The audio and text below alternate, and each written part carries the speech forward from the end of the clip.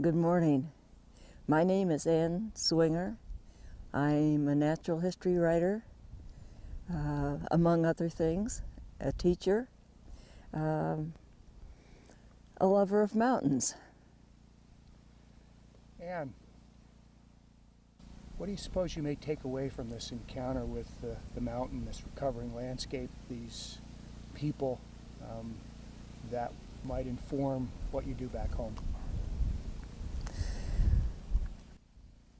That's such a multifaceted question.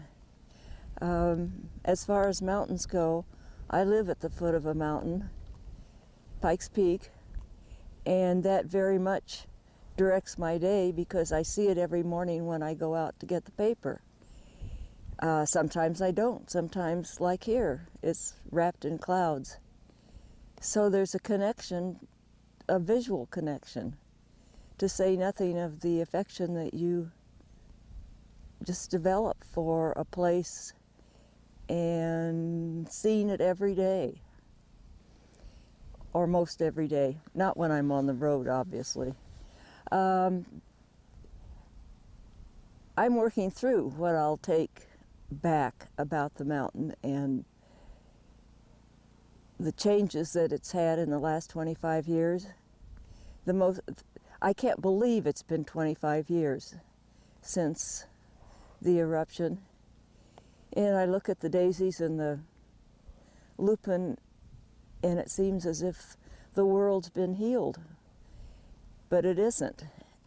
Just as our world goes through these cataclysms of change.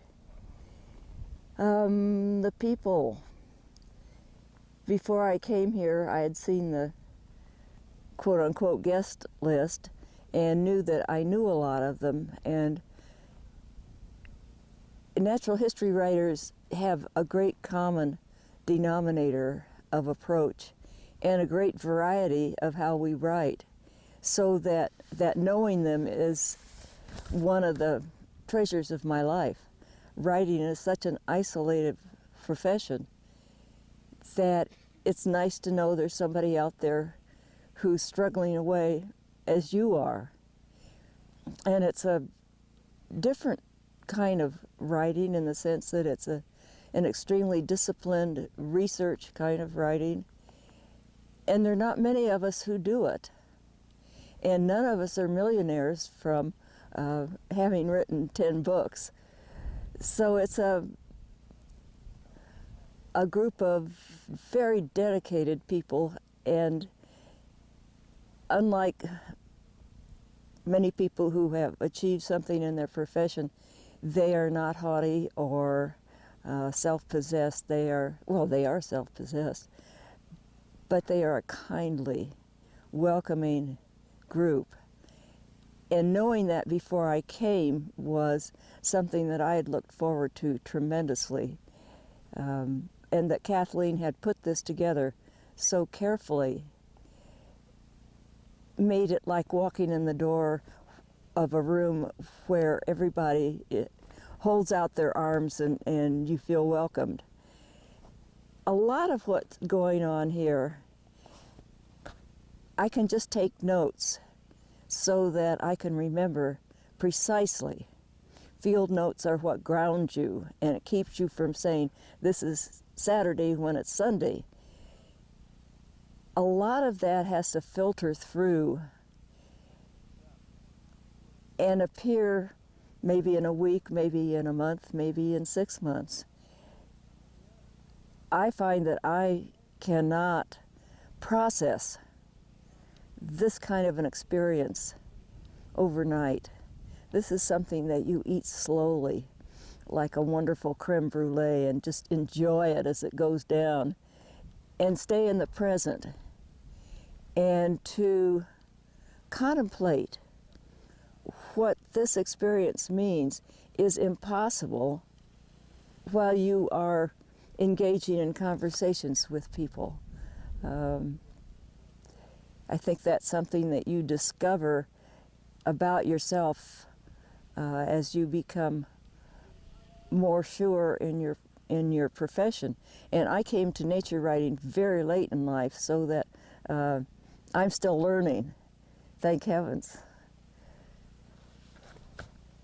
Does that take care of that whole grocery list that you just gave me at 8 o'clock in the morning? Sorry about the broad question. I wanted to give license to just go. You mentioned how great it is to get together with your colleagues, how few of them there are, how rare that is. But what about this bringing the scientists into the mix as well? Well, but that's part of natural history writing. I am not a scientist, but I spend an awful lot of time with scientific journals, bugging scientists who are, on the whole, extremely gracious to somebody who's writing and who says, you know, I feel as if my questions here have been, Daddy, Daddy, tell me, what's that? Because you go into it with great innocence. And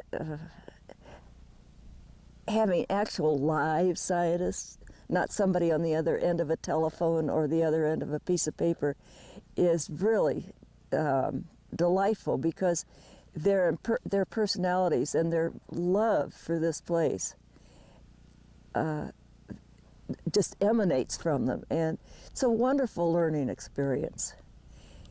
That's one of the key qualities of natural history writing.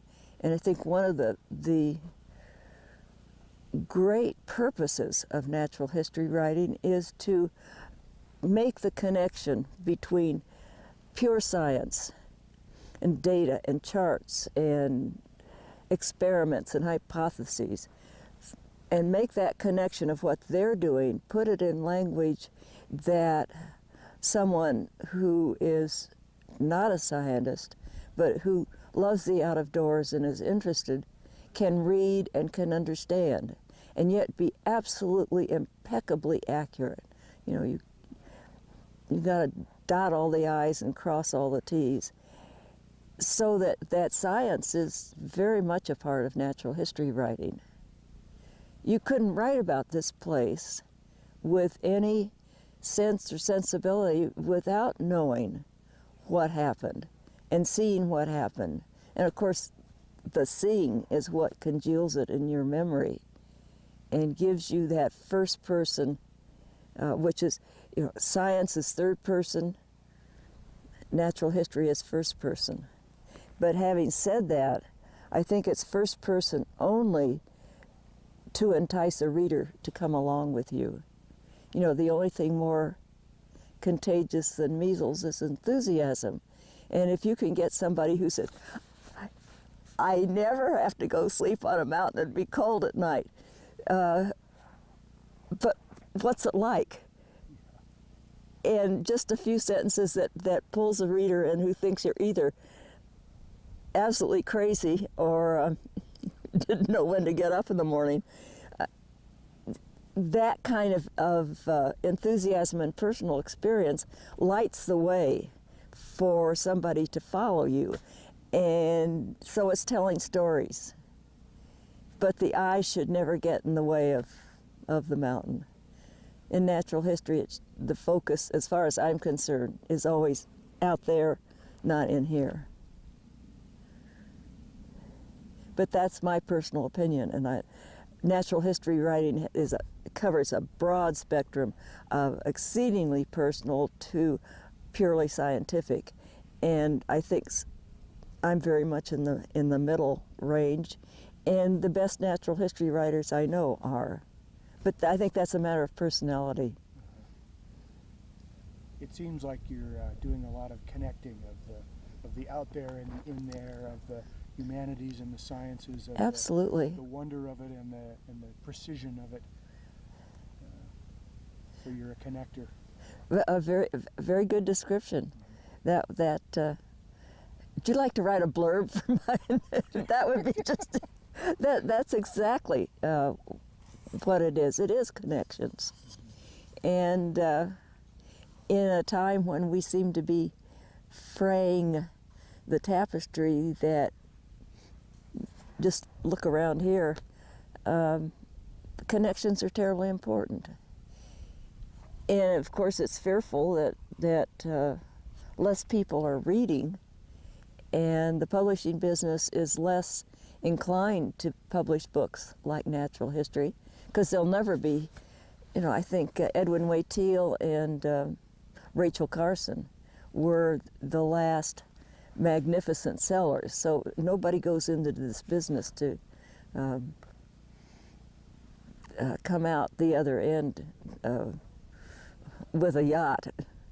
Yeah, and the satisfactions are right here, right now, and the opportunity to be out of doors, to learn about it, to be with people that are very, oh, what's the word I want? Empathetic, delightful, interested in the same thing.